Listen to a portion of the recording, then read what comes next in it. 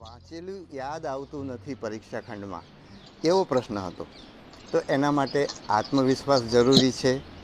બીજું, આગળ કીધું એ પ્રમાણે પુનરાવર્તન જરૂરી છે.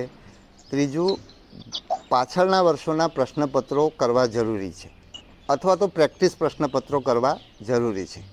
કારણ કે દાખલા તરીકે તમે ઇતિહાસનો વિષય વાંચો તો તમે વાંચશો ત્યારે બહુ સરસ લાગશે, ઘણું બધું સમજાઈ જશે, તમને એમ લાગશે કે મને યાદ પણ રહી ગયું છે.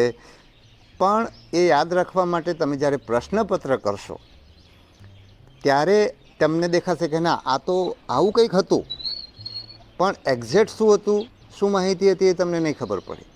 એટલે જ્યારે તમે પ્રશ્નપત્રનો એક પ્રશ્નનો જવાબ કરશો ત્યારે તમે ચોપડીમાં પાછા જઈને સ્પષ્ટતા કરશો કે આ બે પૈકીનું આ એક હતું. તો એનાથી શું થશે કે તમારી માહિતી ચોખ્ખી થતી જશે. આવું કંઈક હતું એની જગ્યાએ આ જ હતું એ સ્તરે તમે પહોંચતા જશો. એટલે તમે વાંચો એની પાછળ તમારે પ્રશ્નપત્રો પણ, પ્રેક્ટિસ પ્રશ્નપત્રો પણ જુદી જુદી પરીક્ષાના કરશો તો તમને વાંચેલું યાદ રાખવામાં ઉપયોગી થશે.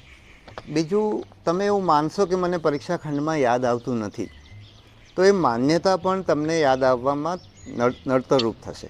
સામાન્ય રીતે મારો અનુભવ એ છે કે આપણે વાંચીએ ત્યારે ખૂબ બધું વાંચ્યું હોય એટલે પરીક્ષા પહેલાં આપણને હંમેશા એવી ચિંતા થતી હોય છે કે પરીક્ષામાં મને યાદ નહીં આવે. પણ જ્યારે આપણે પરીક્ષા ખંડમાં જઈએ છીએ અને પરીક્ષા આપણી સામે, પ્રશ્નપત્ર આપણી સામે આવે છે ત્યારે હવે તમારે પેલો આખો દરિયો નથી તમારી સામે, હવે બહુ મર્યાદિત વસ્તુ છે. એટલે તમને એ યાદ આવવામાં મુશ્કેલી ઓછી પડે છે. ખાલી તમારે માન્યતા તમને ના નડે તો તમને જલ્દીથી યાદ આવે છે. બીજું, તમારી પાસે મોટાભાગના આપણી પરીક્ષાઓ છે MCQ પ્રકારની છે, હેતુલક્ષી પ્રકારની છે. એટલે એની અંદર તમારી પાસે 4 વિકલ્પો છે.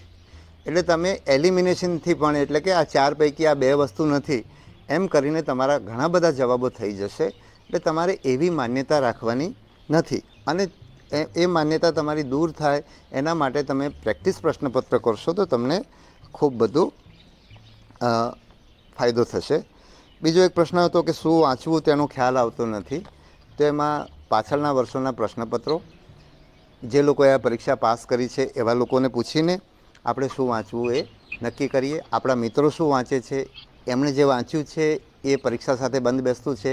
કારણ કે કોઈકને કોઈક પુસ્તક જડી જશે, કોઈકને કોઈક સાહિત્ય જડી જશે, જે સાહિત્ય જડી ગયું હશે, જે સાહિત્ય તમારા માટે ઉપયોગી થઈ શકે.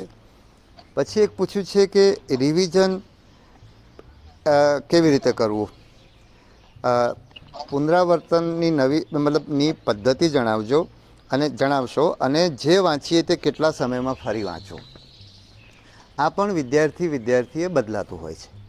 પણ તમે ધારો કે ઇતિહાસનું કે ભૂગોળનું કે વિજ્ઞાનનું એક પુસ્તક આજે વાંચ્યું અને પછી 3 મહિના સુધી તમે એને ના વાંચો તો તમે ફરી વાંચવા બેસો ત્યારે તમારું વાંચેલું ભૂલાઈ જાય. એટલા માટે તમારે શરૂઆતના સમયમાં, નજીકના વખતમાં, એટલે બહુ ઓછા સમયે અઠવાડિયા પછી તમે પુનરાવર્તન કરી લો તો તમને યાદ રહેશે. પછી તમે પ્રશ્નપત્ર કરો, એનાથી તમારું યાદ રાખવાનું પ્રમાણ વધશે.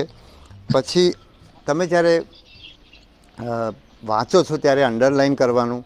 તો અંડરલાઇન કરતાં પહેલાં તમારે કેવા પ્રકારનું પૂછાય છે નક્કી કરવા માટે જૂના મિત્રોને પૂછવાનું થાય, જૂના પ્રશ્નપત્રો જોવાના થાય. એટલે તમે જ્યારે વાંચવા બેસો ત્યારે તમે કામની જ વસ્તુ અંડરલાઇન કરો. મેં અગાઉ કહ્યું હતું એમ પ્રમાણે પહેલી વાર વાંચો ત્યારે પેન્સિલથી અંડરલાઇન કરો. પછી જેમ જેમ તમને પરીક્ષાને તમારું સાહિત્ય સમજાતું થાય એટલે પછી તમારે પેનથી અંડરલાઇન કરવાની, અને પહેલી વાર તમે વધારે અંડરલાઇન કર્યું હોય હવે તમે એનું ઓછું કરશો, એ રીતે તમે એ કરશો. બીજું, તમારે નોટ્સ બનાવવાની. નોટ્સ બનાવવાથી તમારું સાહિત્ય કન્સાઇઝ થશે, નાનું થશે. એટલે તમારા માટે યાદ રાખવું સહેલું પડશે અને ભવિષ્યમાં પુનરાવર્તન કરવું પણ સહેલું પડશે. પછી તમે વાંચો ત્યારે સામે કોઈને રાખીને વાંચો, એટલે કે ચર્ચા કરીને વાંચશો તો પણ તમને યાદ રહેશે. એટલે એ પણ એક પુનરાવર્તનની તમારી સારી પદ્ધતિ છે.